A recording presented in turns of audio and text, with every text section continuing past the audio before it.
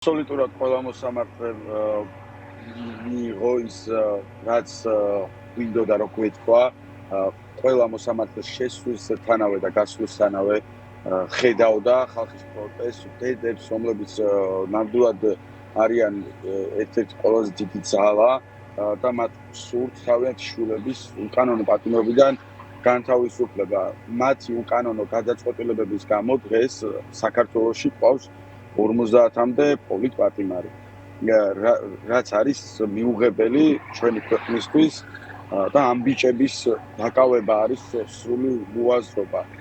როგორ შეიძლება ისე მოხდეს, რომ ყველა თურმე დაახლოებით ერთ პერიოდში მაქსიმუმ 3-4 დღის განსხვავებით არის ყველა დაკავებული. ეს ხო პირდაპირ ბრძანება მათი მიიღეს. ბრძანება რომ უნდა დაეკავებინათ არაფრის გამო ეს ბიჭები.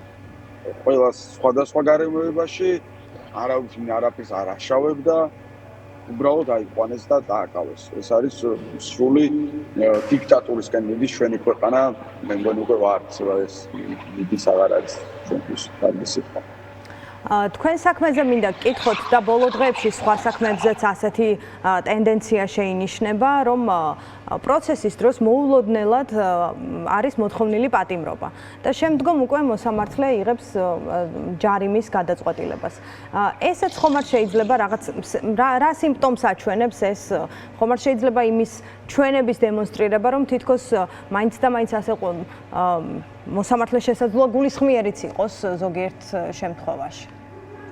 არა, ეს არ არის მაგის მაჩვენებელი, უბრალოდ შესაძლოა წარმომადგენლები. არა, ამის ჩვენება ხომ არ უნდათ თქო, სპეციალურად უნდათ რომ განახონ, თუმცა დაგვაშინონ, რომ აი შენ თუ რაღაცას იზავ, ჯერ არც ვიქნია და ვერც ამტკიცებენ ამ ყველაფერს და არც ყოფილა და ვერაფერს ვერ დაამტკიცებენ, უნდათ რომ დაგვაშინონ იმით, რომ აი პატიმრობა შეგვიძლია გამოვიყენოთ და დაგაპატიმროთ. ანუ ვისაშინებთ, რაზე გვაშინებთ? ჩემი ძმა არის უკვე მე 1 თვეა ციხეში, ანუ ვიცი შემაშინებთ პატიმრობის გამოყენებით 60 თვემდე მე ვერ შემაშინებთ, ჩემი ძმა აწამეთ. თქვენ არა ადამიანები არიან ესენი, ვინც განაჩენი გამოუტანა კიდევ და დატოვა ციხეში მიმოხილვის დროს, ანუ გადაკვალიფიცირებასაც არ აკეთებენ მუხლისას, ჩემი ძმა გამოაცხადეს კიდევაც დაზარალებულად წამების ფაქტზე და ეხლა ის პოლიციელები და მისი ხელმძღვანელები მიჩნევიან მე რომ დაუძახე მონა, ანუ არ არის ეს რეალურ კიდე ცდილობენ ჩემ ოჯახზე რეპრესიებს და უნდათ რომ რატომღაც შული იძიონ თუ გაგვამწაროთ, მაგრამ ჩვენ არ გავჩერდებით. სანამ ეს ბიჭები, ჩემი ძმა და ეს ყველა ეს ბიჭი არიან ციხეში, არ გავჩერდებით ჩვენ მოვითხოვთ აუცილებლად მათ გათავისუფლებას და ზოგადად საქართველოს გათავისუფლებას მოვითხოვთ ყოველთვის. თქვენ საქმეში რა მტკიცებულებებია თქვენ წინააღმდეგ? არაფერი მტკიცებულება არ აქვს, უბრალოდ ვიდეო აქვს მირიან ქავთარაძე მიდის, მხოლოდ აი ეს ვიდეო აქვს და ამაზე დაობენ. არაფერი მტკიცებულება. თქვენ გედავებიან მირიან ქავთარაძისთვის შეურაცხყოფის მიღებას. შეურაცხყოფას გოგოების ქუშიცი რომ დააჯარიმეს. აი საერთოდ არც არსად ფიგურირებენ და ვარაუდებზე დარწმუნებით საუბრობდა შესაძლოა წარმოადგენელი. აი მაგალითად ვარაუდობ რომ მეორე სართულიდან შენ მოასწარი ჩამორბენა და გარეთ გასვლა და მირიან ქავთარაძისთვის მონის დაძახება. ანუ ვარაუდზე არის დაყრდნობილი ეს ყველაფერი, აი ამას ვერ ვიგებ. ვარაუდზე როგორ უნდა იყოს ეს ყველაფერი. ეს პროცესი გადაიდო 13 მაისამდე. და ბევრი პროცესი გვინახავს ასე დროში გაჭიანურებული.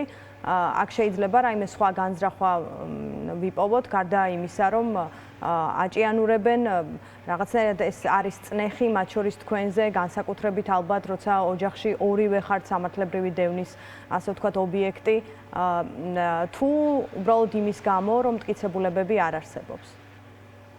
პირველ რიგში იმის გამო, რომ ანუ უნდათ რომ რაღაცნაირად ვთქვათ, აგვაჩერონ და პროტესტი არ გამოვხატო იმის გამო, რაც ჩემ ძმას გაუკეთეს. აი ამის გამო არის სწორედ. და მეორე ის არის, რომ ხალხსაც ანახონ, რომ არავის არ დავინდობთ. ალბათ ეს არის ჩემთვის ამას აჩვენებენ თვითონ. ასევე პროცესის გადადებამ კი იმან გამოიწვია, რომ მტკიცებულებები არ აქვს პირველ რიგში და ასევე ჩემი წარმომადგენლების და ჩვენი მხრიდან ისეთი არგუმენტები იყო თუნდაც შუამდგომლობები რომ სხვა გზა არ ქონდათ უნდა დაეკმაყოფილებინათ და გააჭიანურეს მოსამართლე გადაწყობილების მისაღებად დაახლოებით საათნახევარი იყო შესული შუამდგომლობა დაეკმაყოფილებინა თუ არა ისეთ სიტუაციაში ჩავარდა და ბოლოს მაინც დააკმაყოფილა ერთადერთი რასაც კიდევ მოვითხოთ მირიან ქავთარაძის პროცესზე მოსვლა არის მოწმის სახით თუ როგორც არის ეს სამართლებრივად მაგრამ ამაზე თავი შეიკავეს არ უნდა რომ გამოცხადდეს პროცესზე და რა გაძლევთ იმედს როცა თქვენი ძმა ასევე დაკავებულია რა იძლევა თქვენთვის ამ პროცესში საიმედოს გრძნობთ თუ არა სოლიდარობას საზოგადოების მხრიდან საზოგადოებიდან კი ბატონო გითხარით როგორ წარმოგიდგენიათ პროცესის განვითარება აუცილებლად პატიმრობას მოითხოვენ ჩემი აზრით და ვნახოთ შემდეგ რაც გადაწყვეტავენ ანუ პირველი იგივე ზუსტად იგივე წარმომადგენლები უზით რაც წინა პროცესებზე მაგალითად გიორგი ჩხეიძის პროცესზე ანასი და მირანდას პროცესზე ვინც იყო ის იგივე არის მოწმეები მაგალითად მირანდას ანას სასამართლოზე ვინც იყვნენ ისევ ისინი არიან რომლებმაც ისაუბრეს აბსურდი ვეც და ანუ ჩვენებაში სხვა რამე უწერიათ სასამართლოზე სხვა რამე ილაპარაკეს ანუ ამაშიც არეულები არიან თვითონაც ისეთი აბსურდი აქვს და სრულობენ პირველ რიგში ეს მინდა ვთქვა ეს მოწმეები სრულობენ და ეს მოწმეები ზამნაშავეები არიან სისტემას რომ ხელს უწყობენ და რის ფასად და რის გამო ვერ ვიგეთ უბრალოდ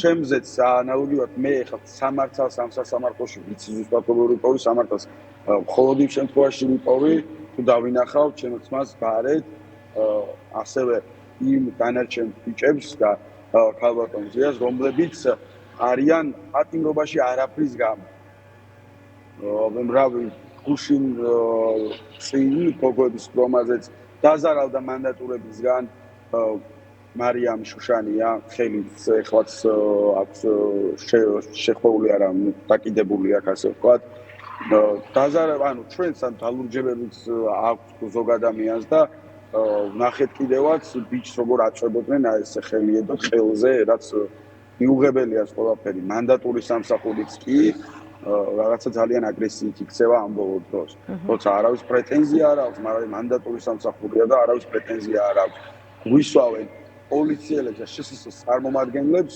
პროცესებზე სადაც 12 ადამიანის ადგილია და 5 ადგილი უკავიათ მათ თან ოჯახის წევრებზე ადრე უშვებენ მათ ასევე აი ხო ჩემი პროცესი ხო იყო ჩემზე ადრე იყვნენ ისინი შესრულები და მე არ მიშვებდნენ რომ ჩემი პროცესია თქო მანდატურის სამსახურს სამჯერ გაუმეორე შემიშვით თქო ანუ და მაინც არ მიშვებდნენ მედიაც კი არ იყო შესრული და ეს ვიღაც სამი შსს წარმომადგენელი გოგო ესხმდნენ პატი ანი ქავთარაძე მიმართა თხოვით სამჯერ მიმართა რომ თხოვთ რომ გახვიდეთ ოჯახის წევრები შემოუშვათ და შემდეგ შემოდით თუ დარჩება ადგილი ისე თითქოს მათ არ ელაპარაკებდნენ არც იმჩნევდნენ ამ ყველაფერს მეც ანალოგიურად ვუთხარი და არ გავიგე არც მიმჩნევდნენ და პირიქით ეს შსს წარმომადგენელი ვინც ჩემ პროცესზე ხო და წარმოადგენდა შსს ის გეუბნებდა პასუხს როცა იმას ის საერთოდ შუაში არა იმან პასუხი არც უნდა გაგვწეს ამასთან დაკავშირებით მანდატურებიც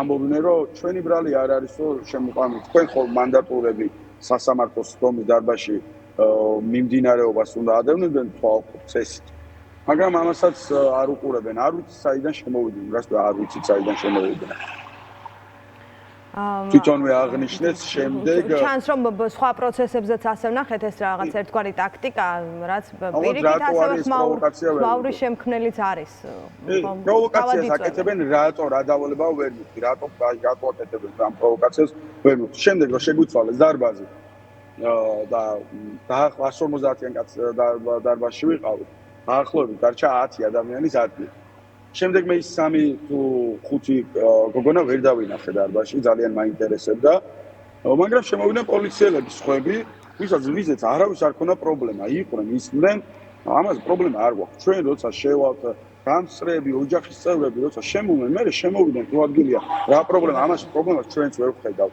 მაგრამ ის 5 გოგო შემდეგ აღარ ჩანდნენ რატომღაც